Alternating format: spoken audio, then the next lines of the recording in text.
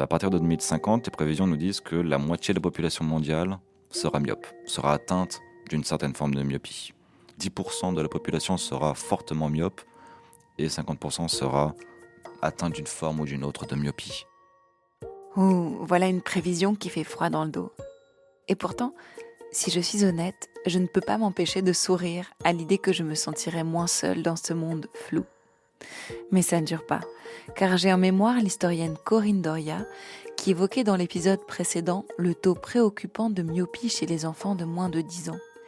Il est de 50% en Asie. Et par exemple, rien qu'à Séoul, en Corée du Sud, 95% des hommes de 19 ans sont déjà myopes. Alors quoi ? La myopie serait une épidémie du monde moderne ? Au fond des yeux, le podcast qui change votre regard. 2e épisode, la myopie dans le rétro. Alors, des gens qui documentent la myopie, ça existe depuis très très longtemps, hein. Baptiste Villemay, post-doctorant à l'Institut de la Vision. Déjà Aristote en parlait, d'ailleurs myopie, on peut en parler, ça vient du grec muo qui veut dire fermé et ops, œil, donc en fait c'était Aristote qui aurait remarqué que les gens myopes avaient tendance à fermer un œil pour mieux voir de loin. Donc ça veut dire qu'on a déjà des documentations de personnes myopes à la Grèce antique. Il y avait donc des myopes à l'époque d'Aristote, soit. Mais ils devaient être bien moins nombreux qu'aujourd'hui, où nos yeux regardent plus souvent de près que de loin. Et notre mode de vie urbain, consommateur d'écran, y est sans doute pour quelque chose. Car quand le regard s'arrête un peu trop près, la myopie commence. Moi, par exemple, j'ai grandi en ville, et comme je suis curieuse, mon regard était en permanence attiré, stoppé par un détail. Une affiche, une vitrine, un visage, un chien. Et maintenant que je vis à la campagne, c'est presque une gymnastique de m'habituer à regarder loin. Donc, quand je marche, je fais un petit exercice souvent où j'essaye de voir les arbres. Donc là, au loin, je vois un chêne, un châtaignier, encore un chêne. Et ça, c'était un oiseau qui vient de s'envoler. Et je le suis du regard, il part loin, loin, loin, loin. Aujourd'hui, on est dans une société pour laquelle on utilise les mots hyper visualistes. Corinne Doria, historienne. À partir des années 70, on utilise les mots société oculocentrique pour indiquer la primauté de la vision dans la société et la culture contemporaine. On compte sur nos yeux pour travailler, pour les loisirs, pour la sociabilité, à un niveau inouï dans l'histoire. À la suite, surtout du développement des technologies des écrans tactiles, on est arrivé à un point où on dirait que c'est extrêmement difficile de s'adapter à la société contemporaine si on n'a pas une capacité visuelle performante. On peut imaginer que dans l'Antiquité, au Moyen-Âge, à l'époque moderne, les demandes que l'on posait à notre système visuel étaient moindres. Il y avait moins de nécessité d'avoir une vision performante, de voir 10 sur 10 ou 20 sur 20 au quotidien. Ok, donc au Moyen-Âge, la myopie est une condition. On l'est, on le reste. J'aurais sans doute été super forte pour décorer les Bibles grâce à des petits pinceaux. Il paraît même que certaines familles priaient pour que leur enfant naisse myope afin de devenir enlumineur. Pourtant, si on remonte dans le temps, les Romains, qui ont toujours été les plus malins, avaient déjà mis au point une technique intrigante et un peu douloureuse pour se débarrasser de la myopie.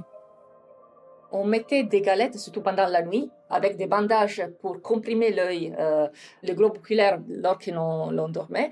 Et au réveil, la personne trouvait d'habitude que sa vision était améliorée. Mais la correction de la myopie, si l'on veut, a commencé au XVIe siècle, quand les premières lunettes pour corriger la vision des loin ont été produites. Donc les premières lunettes ont été inventées au Moyen-Âge et c'était surtout des aides pour lire, étaient utilisées par des hommes d'église, par des hommes de lettres. Il faut attendre le VIe siècle pour avoir les premières lunettes pour corriger la vision de loin, donc avec des verres concaves. Et ça a été le premier instrument pour corriger la myopie. Et en fait, il n'y avait pas exactement une échelle universelle. L'unité des mesures, la dioptrie, c'est quelque chose qui a été introduit très tard, dans la deuxième moitié du 19e siècle. Les procès de choix des lunettes étaient très empiriques. On allait chez le lunetier ou souvent les lunetiers arrivaient chez nous. Les lunettes étaient vendues par des vendeurs ambulants. Et on essayait. Ça me va, ça m'aide. Et on achetait souvent plusieurs paires de lunettes. On utilisait aussi les lunettes comme préservatifs, donc pour conserver la vision, parce qu'on pensait qu'en portant des lunettes, c'était un moyen pour garantir en quelque sorte que les yeux continuent de bien fonctionner pour longtemps. Tiens, c'est curieux. Pour moi, les lunettes ont toujours existé. Mais c'est vrai qu'en y repensant, je ne connais pas de peinture célèbre de myopes ou de personnages portant des binocles. Hypothèse que j'ai voulu vérifier en me rendant dans l'un des musées de Paris, où, paraît-il, on peut croiser le plus de lunettes, le musée Carnavalet. Moi, je voulais voir le 19e, le livre Proust. C'est au premier étage. Là, il y a des enseignes de commerce. Ah. Et juste au-dessus, qui s'est suspendue au plafond, il y a donc une enseigne de lunettes, c'est-à-dire ces deux yeux qui sont séparés dans une espèce d'énorme monture suspendue au plafond. Elle doit faire à peu près les 60 cm de large. Et c'est plutôt des bésicles. C'est une enseigne d'opticien, anciennement rue Saint-Antoine, dans le 4e arrondissement. Allez, on monte l'escalier à la recherche de lunettes. Bonjour. Je fais un reportage et je cherche des lunettes dans les tableaux ou des lunettes comme objet. On m'a dit qu'il y en avait ici. Ouais, je sais pas, Et surtout à la Révolution française. peut-être faut aller demander à mon collègue, là, peut-être qu'il sait, faut des lunettes. Ouais, ou des bébés. Donc là, on est à la Révolution française. Il y a des objets, il y a beaucoup d'éventails, mais il n'y a pas de lunettes. Qu'est-ce que c'est que ce monde où tout le monde voit flou, ou alors tout le monde voit net ? Et pourtant, parmi les visiteurs du musée, tous quasiment ont des lunettes.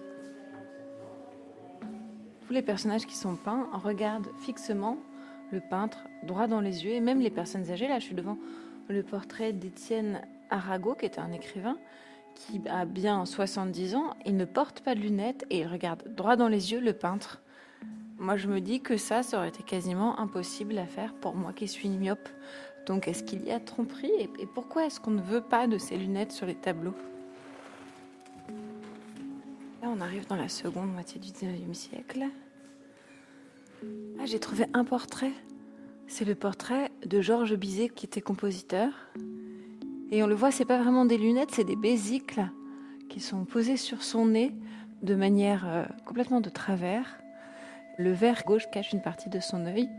Alors, ça devait faire vraiment partie de lui pour que son portrait ait été peint avec ces bésicles.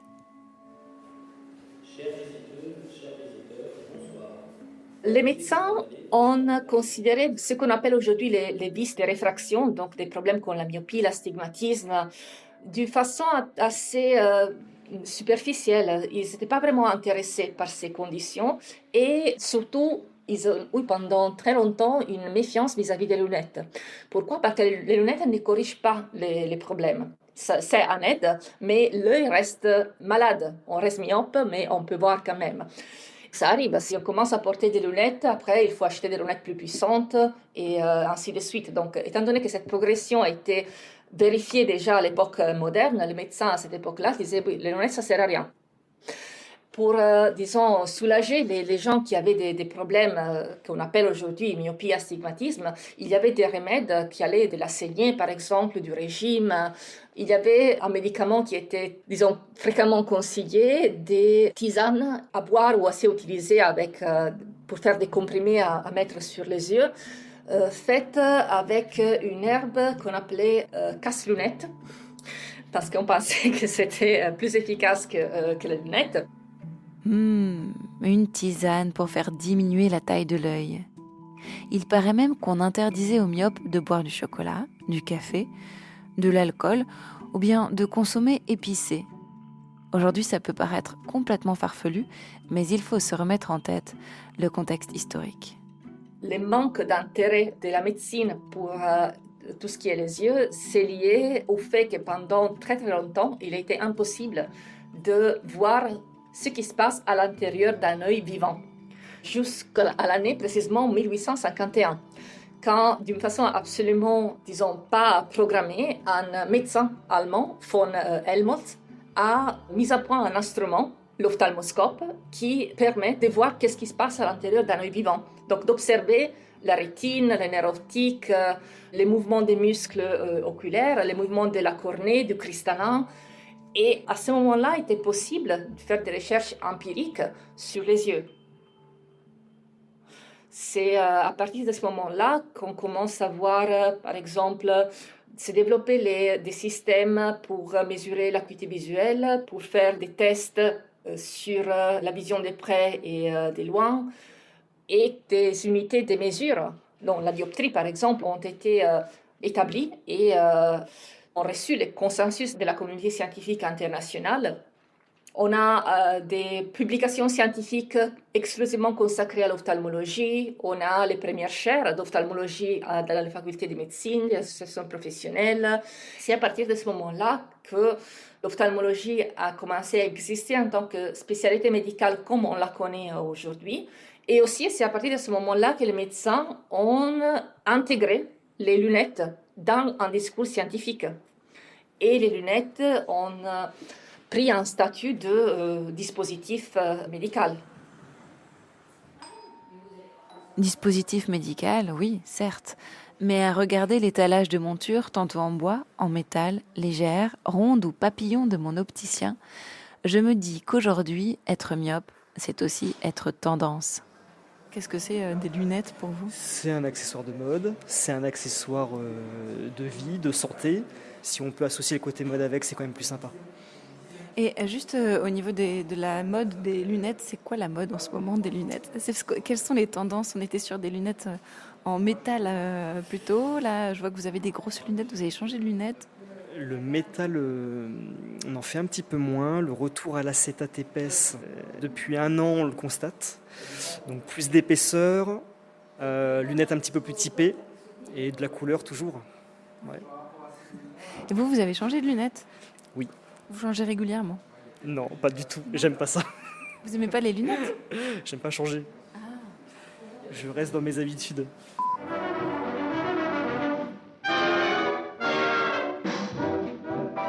L'Amérique, toujours en veine d'idées neuves, vient de lancer sa dernière mode, les lunettes millionnaires.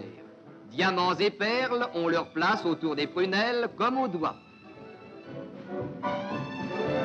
Ainsi, en robe du soir, les yeux des belles d'outre-Atlantique brillent de 1000 feux. Être myope, quel rêve! Un rêve qui se mesure tous les 6 mois, consciencieusement, dans une petite pièce à part de mon opticien pour vérifier que mon ordonnance est à jour. Vous, votre dossier, très clairement, je le connais par cœur. Ah bon, pourquoi ? Renouvellement lunettes, renouvellement lentilles. C'est effectivement 3-4 fois par an avec la myopie que vous avez. Alors, c'est quoi la machine que vous avez ? Alors ça, c'est un autoréfractomètre, précisément. Ça va donner une valeur automatique, plutôt approximative de la correction. Ok, donc là j'enlève mes Je lunettes. vous laisse retirer vos lunettes. Je vais juste bloquer la machine. Donc je colle le menton là. Exactement. Je regarde dans l'espèce de trou noir. Ah ouais, bah Vous donc fixez rouge. bien au fond. Classiquement, ça va être une petite montgolfière comme Ah partout. oui, j'ai toujours l'habitude de cette montgolfière maintenant. Exactement. Elle est quasiment présente sur toutes les machines. Ça va être net puis flou, c'est normal. Là c'est pas net du tout, hein. C'est normal.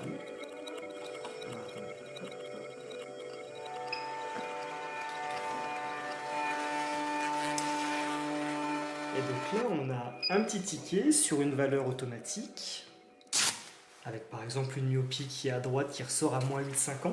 Et à droite, on a un moins 6,75. Je suis encore plus myope qu'avant. On va contrôler et on va faire un petit examen de vue. Petite, je détestais mes lunettes. Peu d'enfants en portaient, et mes verres étaient tellement épais qu'ils faisaient de mes grands yeux de petites billes bleues perdues sur mon long visage. Je me sentais moche. Et je me souviens que chaque été, quand j'allais chez ma grand-mère, je la regardais attentivement sortir sa trousse de toilette, son petit miroir, et mettre sur le bout de son doigt, un peu tordu, une minuscule goutte de verre. Une lentille. S'ensuivait alors quelques minutes de bataille entre son œil, son doigt, son œil, et quelques clignements, et hop, disparues les lunettes. Est-ce que tout en bas, on peut les lire, ça ? Quel spectacle pour moi, quel rêve!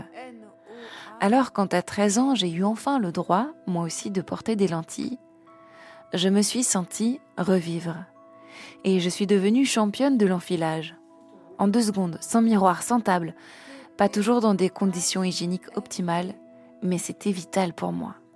J'étais redevenue normale. Ouais, plus ou moins. Ouais, c'est vraiment rikiki, là. On dirait des grains de riz. C'est toujours déchiffrable quand même ?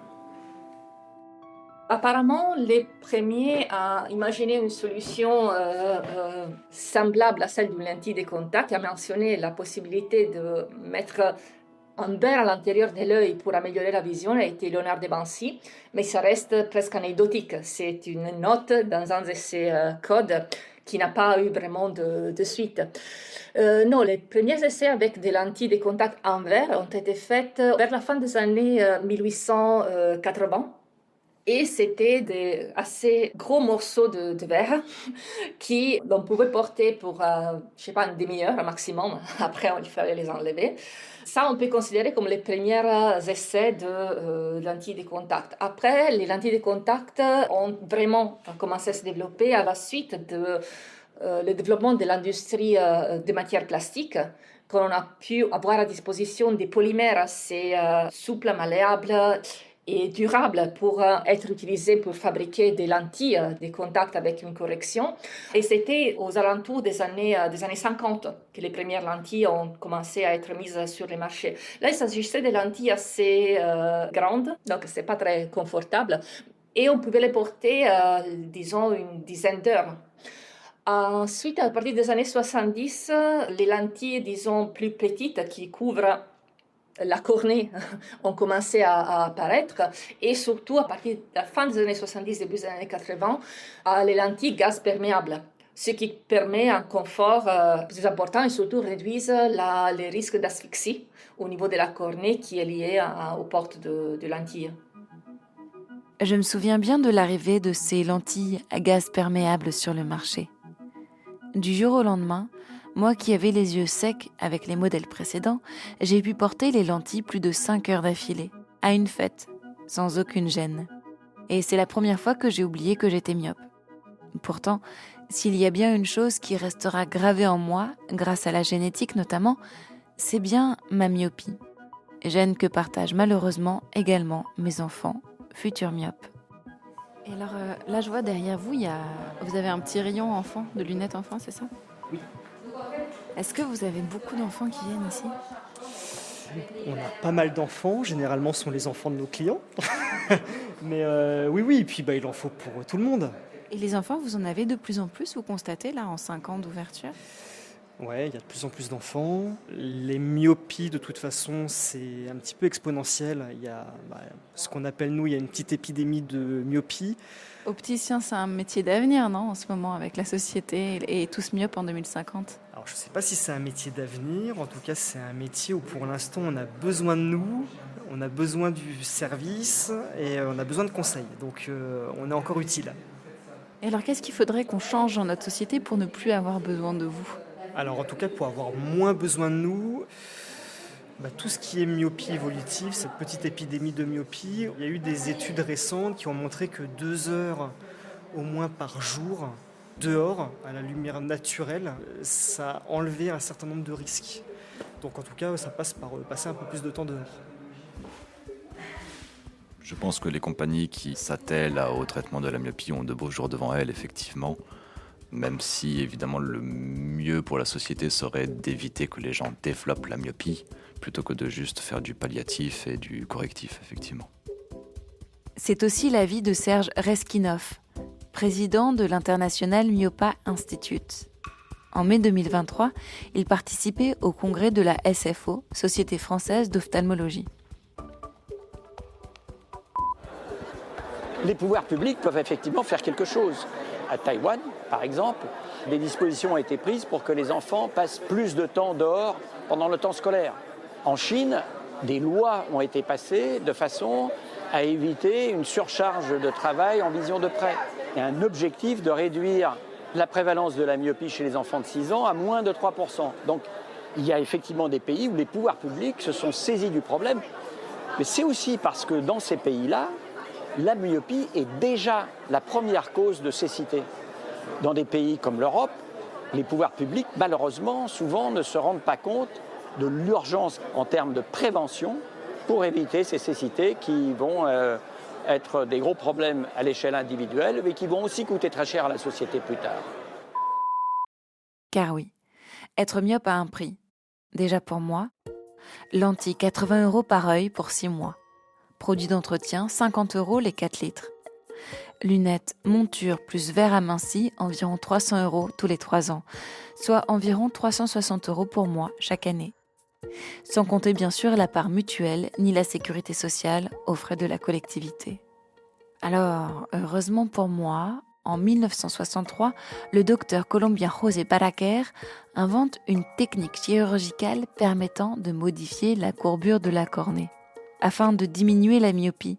Une technique révolutionnaire dont bénéficieront les myopes du monde entier pour abandonner lunettes et lentilles. Mais ça, je vous en parlerai dans le prochain épisode.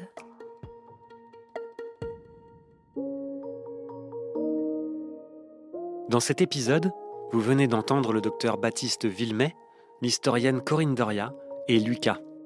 Merci à elles et à eux de nous avoir accordé de leur temps.